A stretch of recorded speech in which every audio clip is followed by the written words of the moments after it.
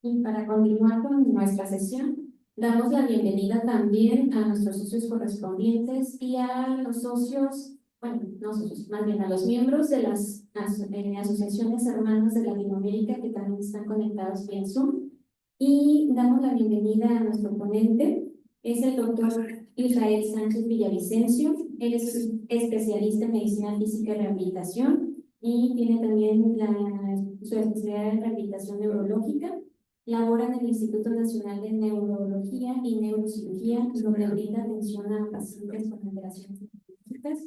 En su práctica privada atiende pacientes con alteraciones neurológicas o condiciones musculoesqueléticas que requieren rehabilitación.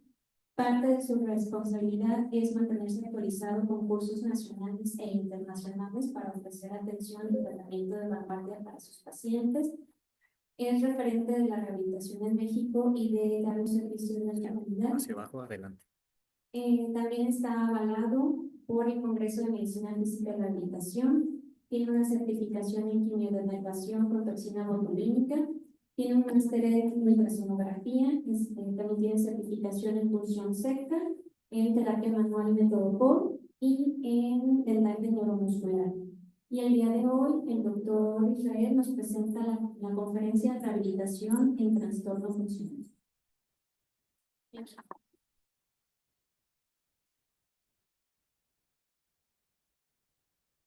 Muy buenas noches a todos. Gracias por la presentación.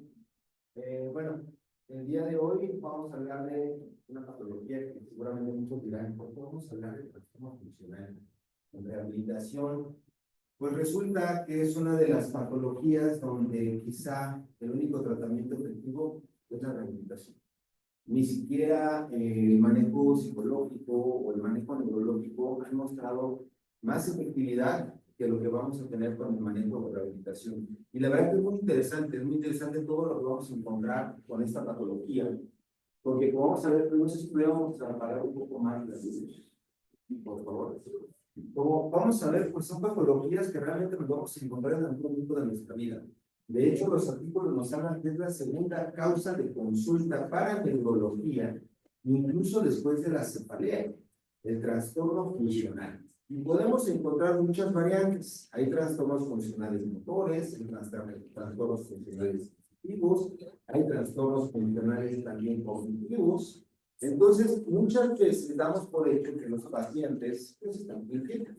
Y vamos a ver que realmente, actualmente sabemos que no hay una simulación, que sí hay una alteración neurológica en muchos de estos pacientes y que obviamente están desencadenando estos movimientos o estas alteraciones que son completamente involuntarias. Y aquí vemos, el trastorno motor funcional consiste en movimientos involuntarios, no es porque el paciente los quiera hacer, no se está haciendo.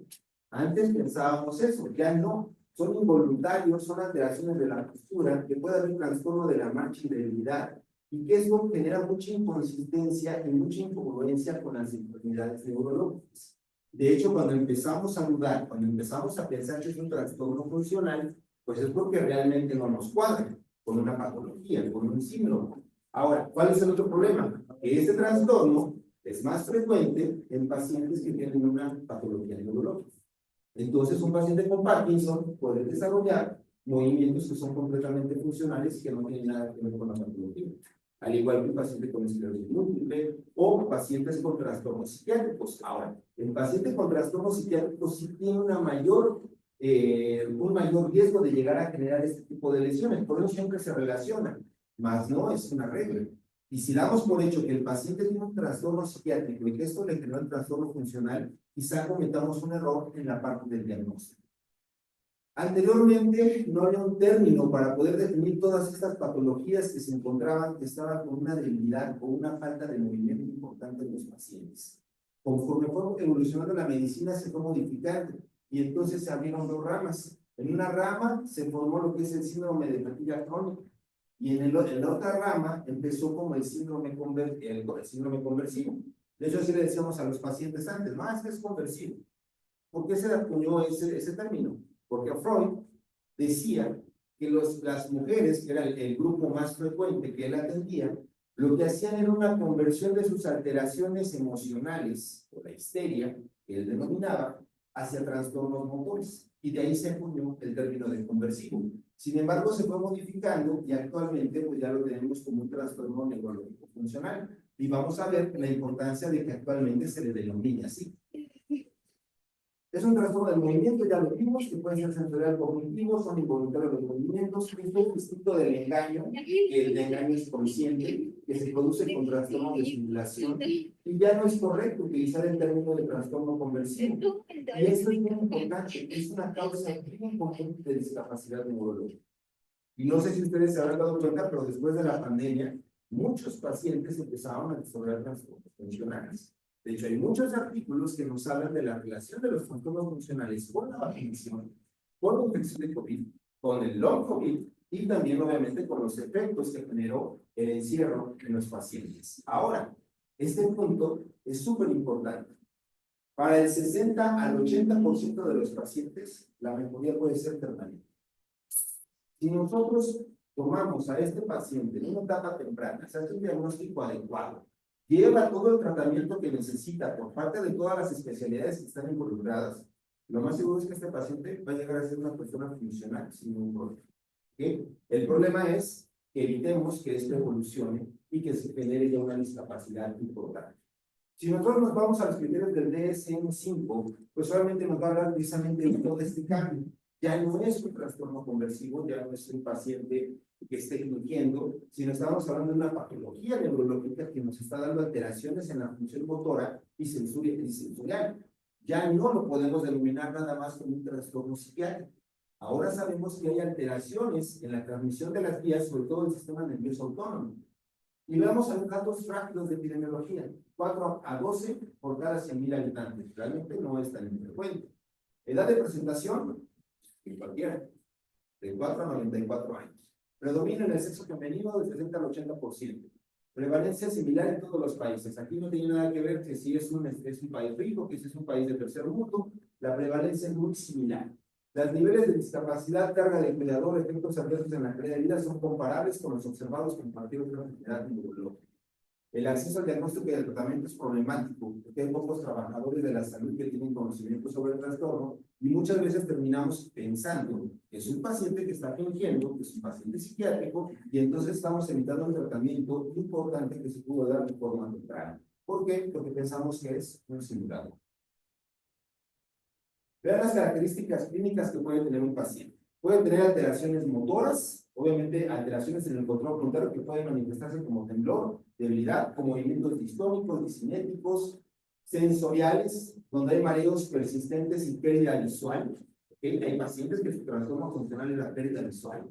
Y obviamente la parte cognitiva, donde tenemos alteraciones en el lenguaje, cambios cognitivos, episodios similares a convulsiones. Y todo esto, lo más importante es que hay una amplia variabilidad de los síntomas. Cuando nosotros tratamos de meter todos estos síntomas y tratar de encajarlos dentro de un síndrome, no hay. Y se hacen estudios y todo sale negativo, y se hacen diferentes pruebas clínicas y vemos que no hay una concordancia, entonces podemos pensar que es un trastorno funcional. Porque la otra, ya no es una patología de exclusión. Ya no es voy a buscar por todos lados y ya si no encuentro nada es un trastorno funcional. No. Ahora se tiene que hacer una evaluación muy completa y el trastorno funcional se puede diagnosticar de forma muy temprana. Los hallazgos clínicos pueden ser incongruentes, hay muchas pruebas clínicas, como la maniobra de Hoover, la maniobra de los abductores, que son para también encontrar simuladores. Sin embargo, nos pueden ayudar, aunque su alcance clínico llega a ser muy corto en algunos pacientes. Y cuando nosotros tenemos un trastorno neurológico funcional, tenemos factores predisponentes, obviamente factores genéticos, factores sociales, factores que lo van a precipitar, como fue la pandemia, y factores perpetuantes, que pueden ser los factores perpetuantes, pues solamente un paciente que no está bien manejado, un paciente que no tiene rehabilitación, un paciente que no se le está haciendo el abordaje adecuado para que entienda su patología. Y entonces tenemos diferentes alteraciones, tanto sociales, psicológicas y biológicas, que en la etapa de la pandemia, pues solamente todo esto se dispara. Y actualmente en el Instituto de Neurología, yo antes de la pandemia, se veía 3 pacientes funcionales al año, era mucho. Actualmente estamos viendo de 2 a 5 por mes funcionales y cada vez más jóvenes. Y la verdad que es preocupante porque obviamente también mucho de esto tiene que ver con las nuevas formas educativas, pacientes o jóvenes que tienen baja tolerancia a la frustración donde obviamente están más aislados, que su mundo ahora es más virtual, más que social, y todo esto nos lleva a diferentes problemáticas que se están manifestando precisamente con este tipo de alteraciones.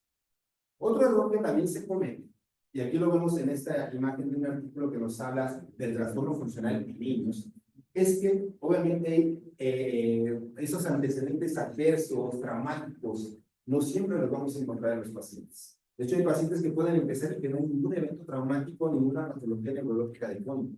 ¿Okay? No podemos dar como hecho de que, bueno, tuvo un abuso sexual y eso generó todo esto, tuvo maltrato. No, no todos los pacientes van a cumplir con este patrón. ¿Ok?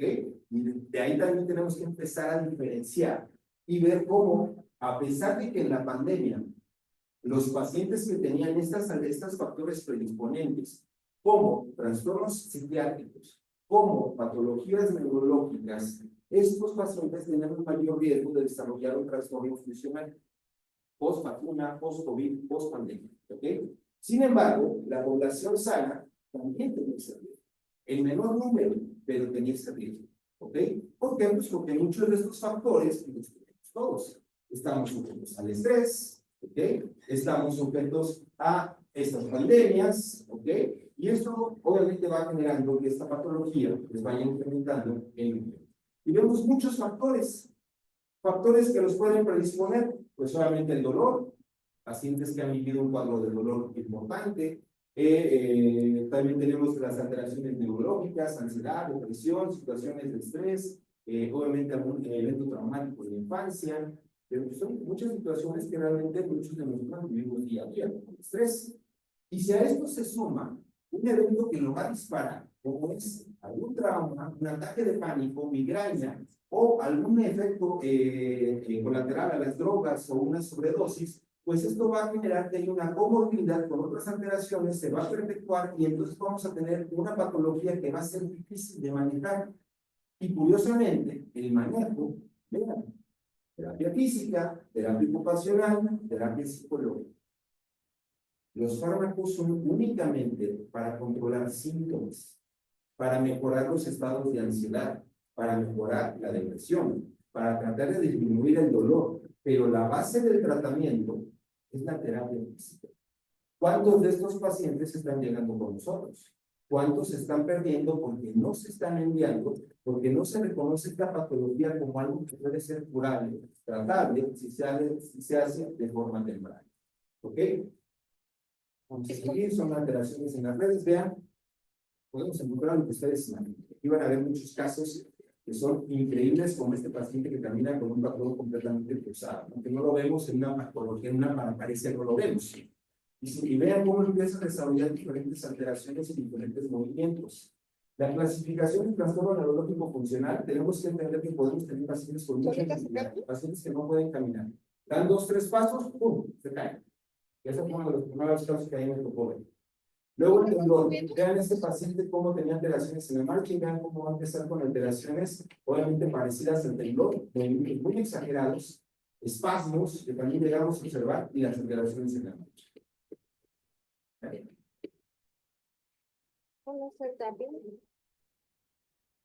Aquí un agradecimiento especial a la doctora Mayela Rodríguez del área de movimientos anormales que nos facilitó algunos de estos videos, otros niños.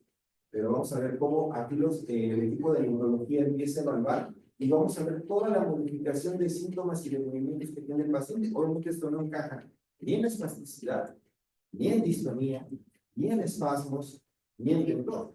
Esto tiene una amplia variabilidad. El problema es que esto no nada más son alteraciones motoras, puede tener alteraciones cardíacas, alteraciones respiratorias, porque tenemos alteraciones del sistema nervioso. Y es por eso la parte importante de que la rehabilitación tiene que ser complementaria a todo el manejo médico, pero va a ser la base de la evolución favorable que va a tener el paciente. Perdón que me tarde un poquito más con este video, porque quiero que empiecen a ver los movimientos que va a tener aquí.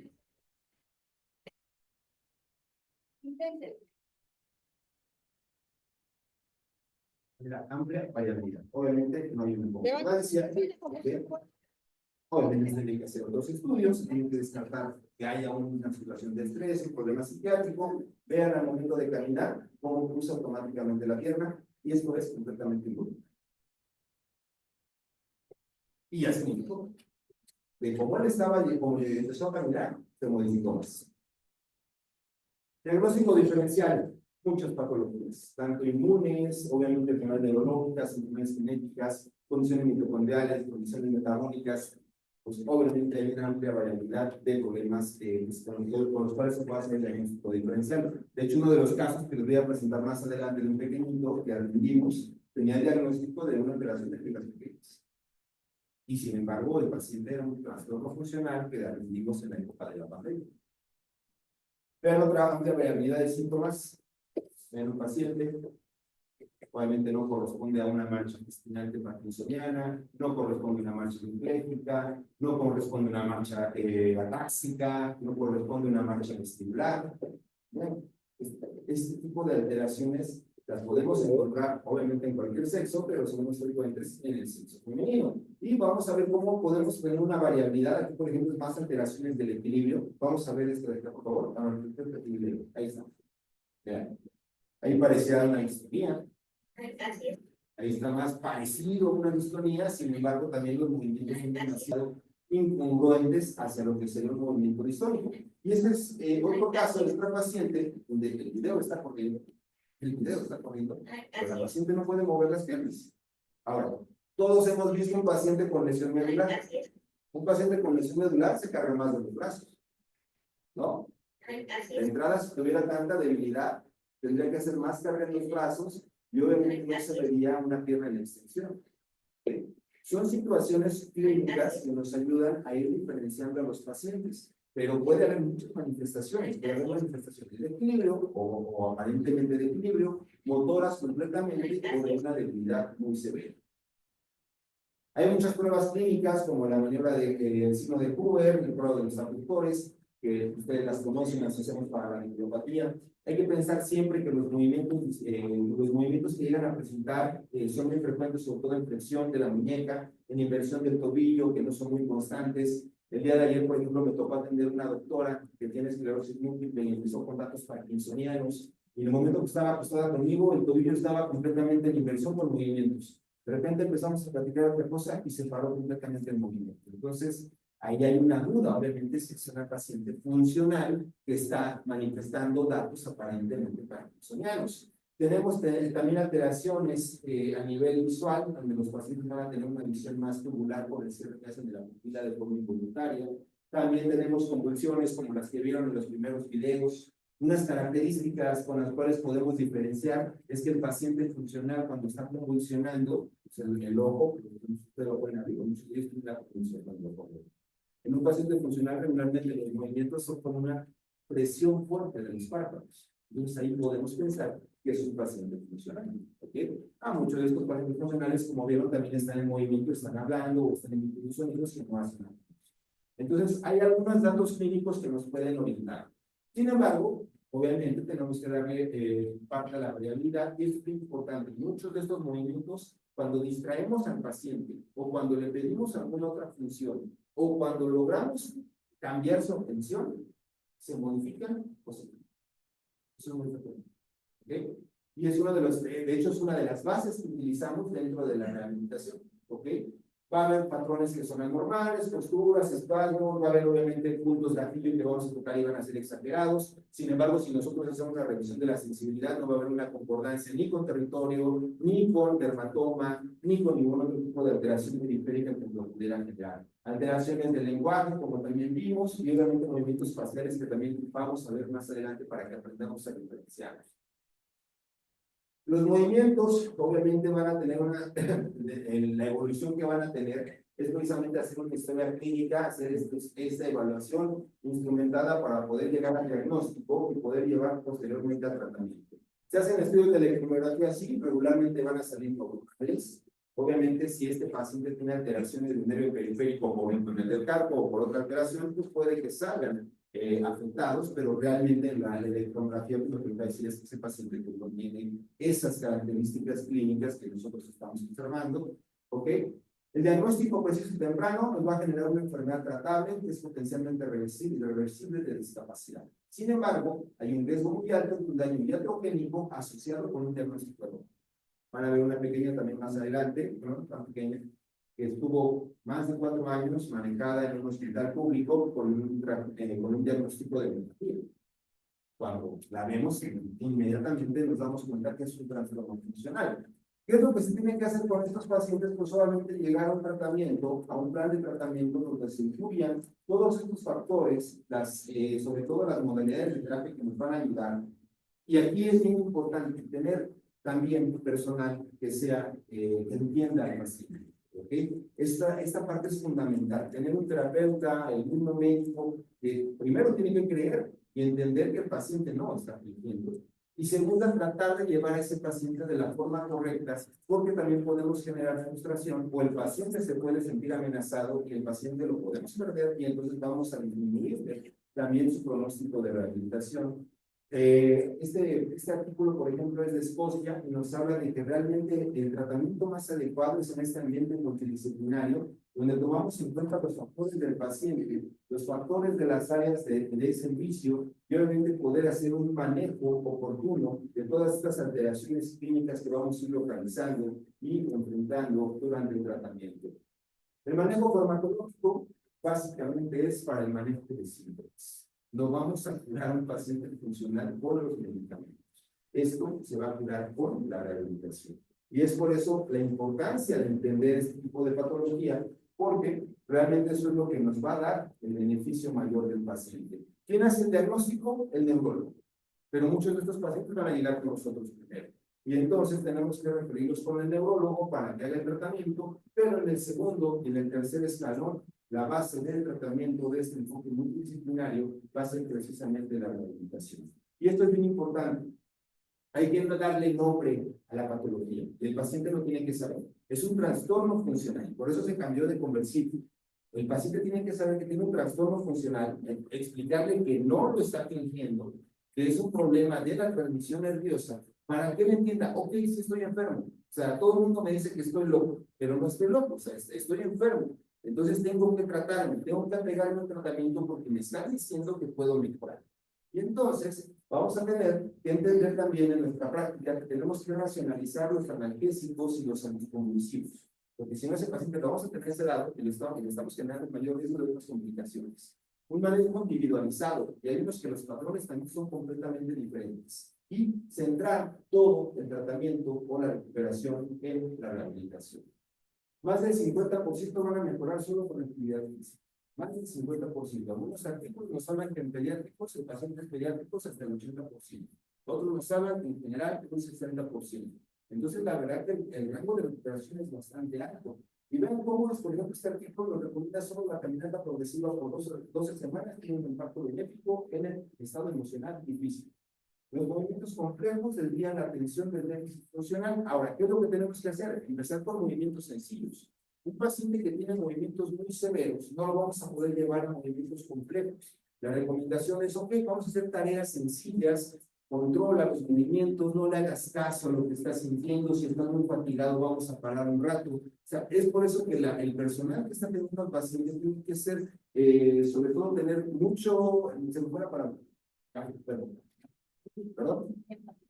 mucha empatía, exacto. Tiene que tener mucha empatía con el paciente y poder hacer ese clic para poder ganarse la confianza y que el paciente vaya obteniendo sus logros y vaya teniendo una mejoría.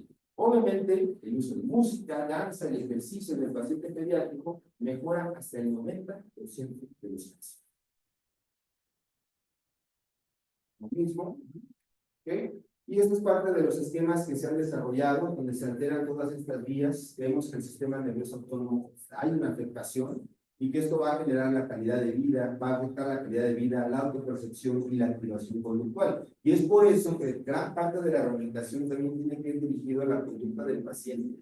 Demostrarle que sí puede, demostrarle que sí lo puede lograr, y esto va a ir modificando también otros factores que nos van a llevar a que el paciente tenga una mejoría importante.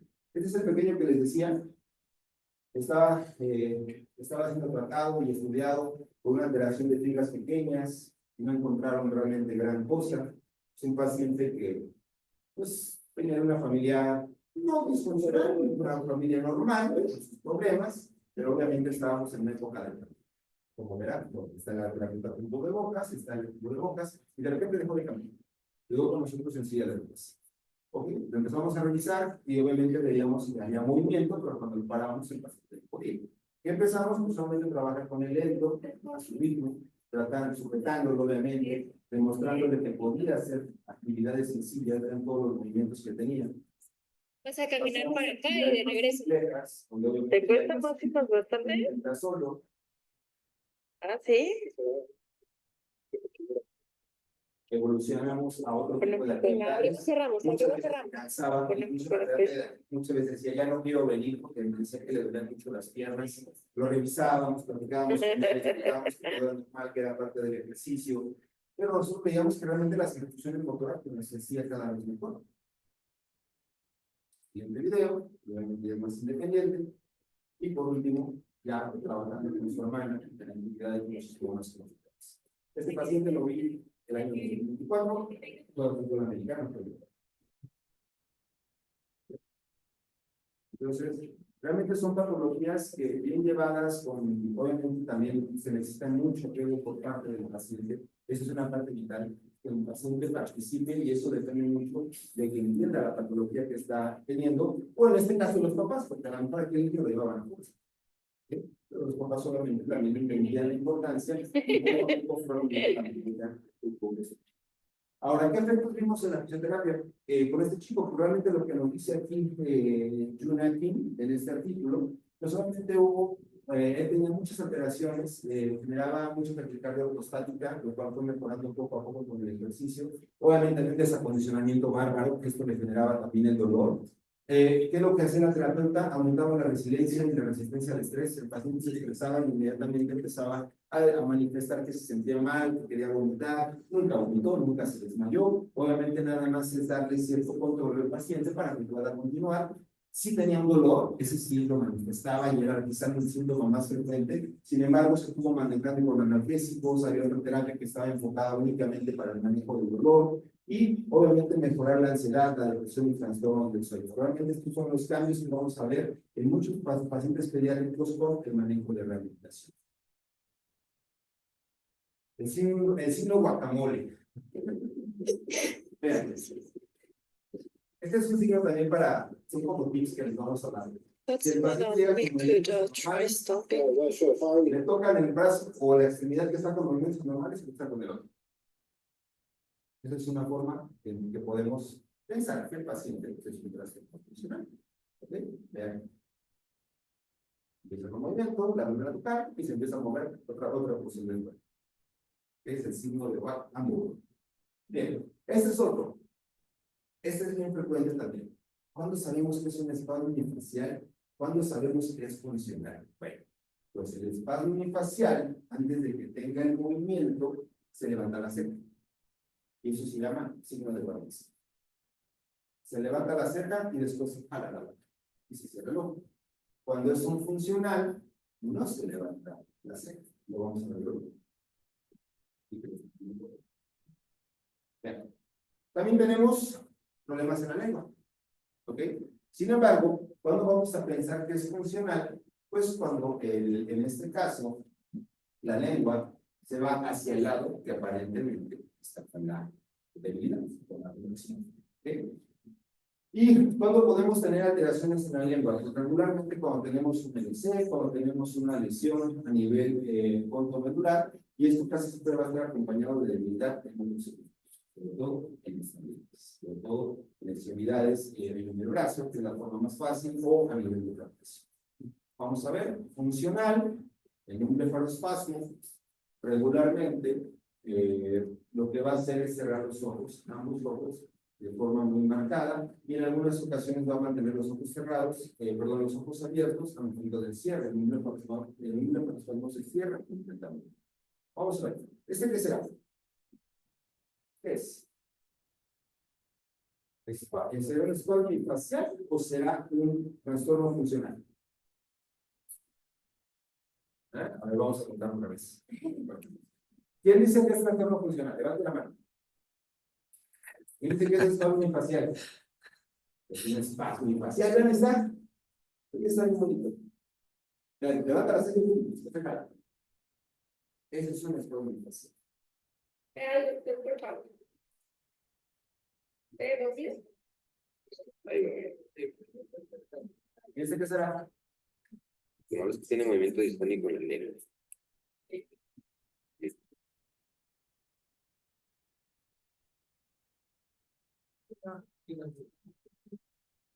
Funcional. Funcional. Funcional, ¿no? Completamente. No levantó la ceja, vean cómo se empieza a desviar, vean cómo hay un cierre primero del ojo, después se jala, y siempre.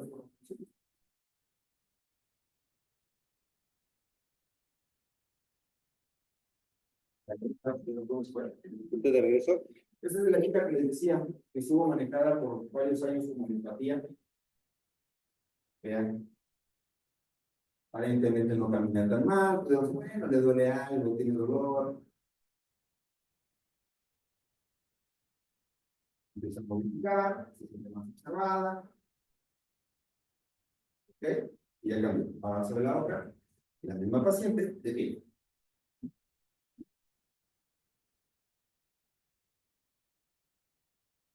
Ella no me puede ver por eso. Porque ella ya, dice, yo tengo homeopatía, por eso camina así, por eso de esto. Y ella me fue a ver porque decía, es que el cuello me jala. Y ahí me mandaron por usted porque me dijeron que me pueda poner toxina y por eso me va a calmar. Notaron que en casi toda la consulta la paciente no manifestó el movimiento hasta que se iba. Obviamente no se le puso toxina, obviamente se le mandó al instituto para que empezara una evaluación completa, pero ahí se fue. Vean cómo empieza a tener un movimiento en la cara.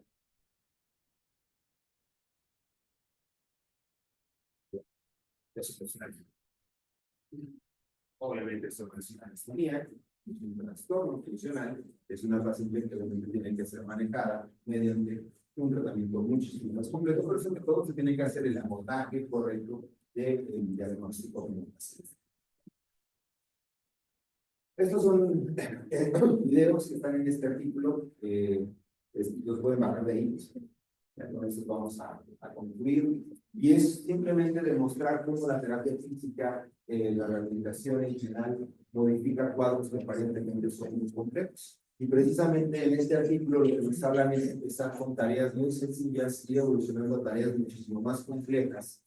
Obviamente, si el paciente se fatiga, si el paciente se cansa, darle sus periodos de descanso, darle, obviamente estar vigilando signos vitales por estas alteraciones económicas que puede presentar el paciente y siempre estar motivando. Hacer que se den cuenta de los logros que van teniendo para que entonces el paciente tenga un mayor apego y entonces el paciente pueda continuar su manejo de rehabilitación. Vean, aquí tenemos otro caso de este mismo artículo. Y está muy bonito porque describe precisamente cómo hicieron el abordaje con terapia física, con terapia ocupacional y los cambios favorables que fueron observando con los pacientes poco a poco. Eso es de la revista de Medicina Física y Rehabilitación.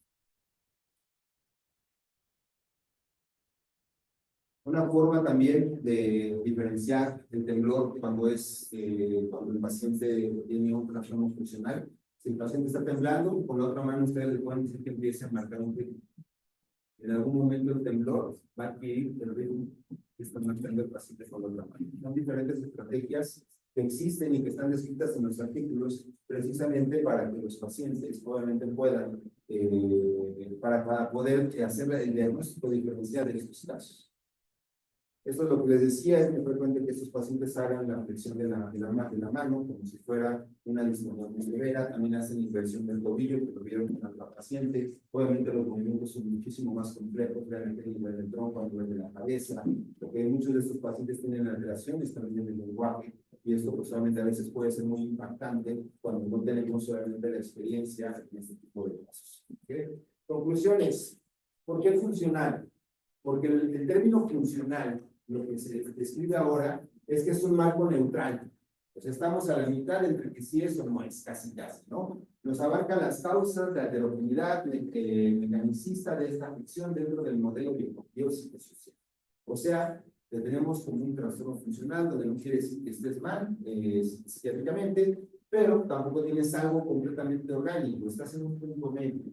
Es paralelo a la reversibilidad transitoria de los síntomas reflejada en los criterios del diagnóstico, ayuda a la aceptación del paciente y evita el dualismo entre la mente y el cuerpo, que muchas veces hace que el paciente evite sus tratamientos. El trastorno neurológico funcional no es solo un problema psiquiátrico, de hecho en la mayoría de los pacientes no hay un trastorno psiquiátrico. La rehabilitación en pacientes con trastorno neurológico funcional puede modificar las alteraciones del sistema nervioso autónomo, mejorar la calidad de vida, mejorar la autopercepción, activar conductualmente al paciente, y esto nos va a llevar al éxito en un manejo multidisciplinario. Trampas que podemos encontrar. Siempre pensamos que el paciente tiene que tener este antecedente psiquiátrico. Siempre pensamos que el paciente debe tener este estrés, este evento traumático que haya desencadenado todo. Pues no, les aviso que no siempre lo van a encontrar. Los síntomas clínicos, como las maniobras que vimos anteriormente, realmente son muy pobres en cuanto al diagnóstico, es un abordaje más complejo. Y hay signos positivos en el examen, pero parecen más depender del dolor.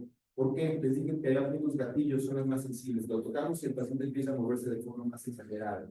Y hay veces también que nos llega a suceder, y a mí me pasó con este chico, con el niño que nosotros atendimos. Mi esposa decía, es que es funcional. Yo no, te juro que si tiene algo, ya le investigué, ya le pregunté, no hay nada. O sea, era muy normal. El niño era demasiado normal. Pero en la pandemia, pues solamente no sé qué pasó y sucedió eso. Y eso es otro gran error. Pensar que alguien, porque lo vemos muy normal desde nuestro contexto, no puede desarrollar esta patología, ¿ok? Y terminó siendo. Bueno, ahí perdí la apuesta por mi esposa. Y vean, el pronóstico no es muy fácil, no se alcanza a ver muy bien, pero el pronóstico depende del diagnóstico. Obviamente hay factores que nos van a llevar a un mal pronóstico, como la edad del paciente, el trastorno psiquiátrico de fondo, obviamente las patologías neurológicas de fondo, eso nos habla de un mal pronóstico. Pero en general, los pacientes con un diagnóstico temprano van a tener una muy buena evolución. Con este video concluyo. Esta es una paciente que me mandó la doctora Elsie, que está en Córdoba, y me dice, mira, esta paciente resulta que sí hay un evento traumático. La paciente trabajaba en una caseta, le tocó observar un accidente muy feo, donde murió mucha gente, y de ahí desarrolló un movimiento. Funcional completamente. Vean cómo no hay un signo de Bannister, vean cómo de repente se empieza a mover el otro lado, sin trastorno funcional. Y entonces me dicen, ¿qué hacemos? Está en tratamiento, pero no ha habido mucha respuesta, los movimientos son muy severos. ¿Qué hacemos? Mira, tiene un síntoma que le está afectando mucho. Le está generando una autopercepción en que la paciente se apega al tratamiento. Pone toxina. Sí me la mandaron para toxina, pero el neurólogo dice que no porque es funcional, pero la psiquiatra dice que sí. Ok, le dije, mira, ¿qué es lo que le puede pasar? Una que no le funcione, la otra que se debilita. Y si se debilita, no la va a mover y va a estar más contenta. Entonces pone la toxina. Entonces le pone la toxina, pero te puedes poner que ya y ese es el resultado. El manejo farmacológico es para los síntomas. Hay pacientes con trastorno funcional que les hemos puesto toxina para el manejo del dolor, para movimientos muy bruscos a nivel del cuello, no tan a lo mejor tan separados como los de la chica. Me tocó ver otra pequeña que sí tiene un movimiento muy severo y el equipo de movimientos anormales lo mandó para ponerle toxina porque ese movimiento del cuello no nos dejaba avanzar en el resto de la terapia. Entonces sí hemos llegado a poner toxina por clínica en trastornos funcionales. Obviamente, pues esto nos va a llevar a tener una mayor vigilancia, pero si nosotros tratamos el síntoma, usualmente esto va a generar en la paciente un cambio en su autopercepción, en su control, en su estado de ánimo, pues aquí está la paciente ya. Entonces,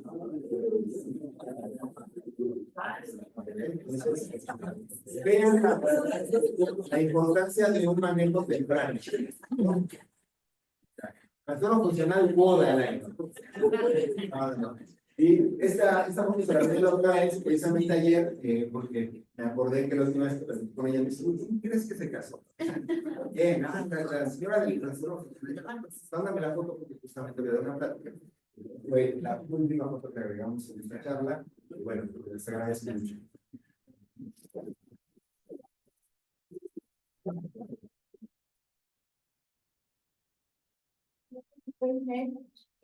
A continuación, si alguien tiene alguna pregunta, una duda para el doctor, ahorita es el momento.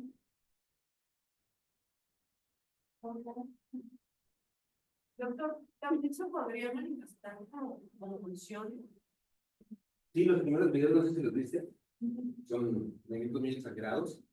De hecho, ayer, platicando con el equipo de movimientos, me mostraban, me enseñaron el caso de una persona que incluso hasta el exorcismo llegaron. La familia llegó hasta el exorcismo. controlar ese movimiento. Tú veías los movimientos y movimientos muy bruscos en la cama, pero al momento que le decía